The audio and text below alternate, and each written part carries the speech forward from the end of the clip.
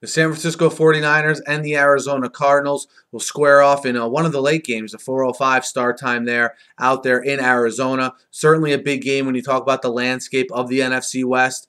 For my money, the best division in football. And you have the 49ers at 1-2.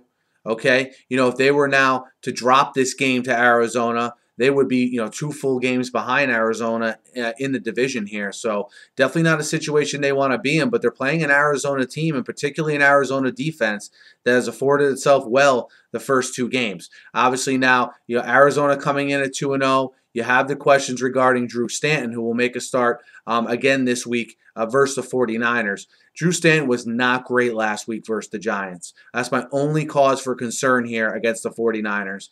The 49ers tend to feast on offenses that are one-dimensional. And while they have great weapons on the outside in Michael Floyd and Larry Fitzgerald and John Brown, of course, can Drew Stanton deliver them the ball so they can make plays? I think that's going to be a huge part of the game because I don't know how much San Francisco will allow Andre Ellington and the gang to really get anything going from a rushing game perspective. So I think it's going to be on Drew Stanton to make plays if they're going to be able to beat the 49ers. And as I said before, let's not forget about this Arizona defense. They were good all of last year. They've been very good the first 2 games this year. I thought the loss of Darrell Washington and Carlos Dansby, that combo, was going to be more of a big deal than it has been the first 2 weeks. We'll see how it manifests itself this week against what I think is a step up in competition in the 49ers. Remember, the 49ers will be without Vernon Davis, all right, who shredded at times Arizona last year. I'm sure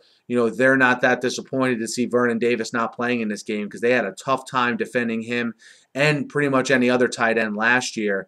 But when you look at now Derek Carrier in the mix, can he be that security blanket that Colin Kaepernick can rely on?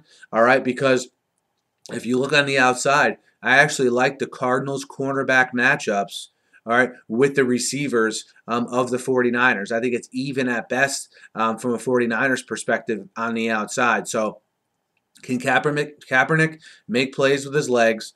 Can Gore in the running game get going at all? Remember, the strength of this Arizona team, defense in particular, yes, they're good in the back end, but that rush defense has been pretty stout here. Again, like I said, all of last year and the beginning of this year. So that's something to keep an eye on.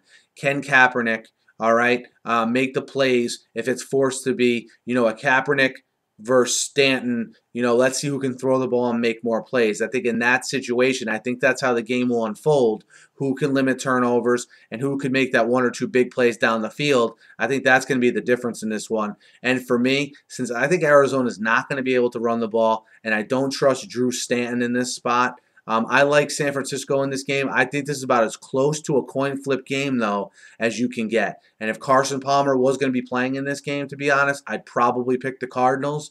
But since he's not, I think San Francisco is going to come in here motivated, coming off a loss, divisional game. I think both teams will be ready and raring to go. I'll take San Francisco, though, minus the 3, and what I think is going to be a very close game, again, in Arizona. Guys, let me know what you think. Hit me up in the comments. Hit me up on Twitter. Be sure to subscribe. Preview every game every week. Always talking the news of the day. Thanks for listening. Have a good night.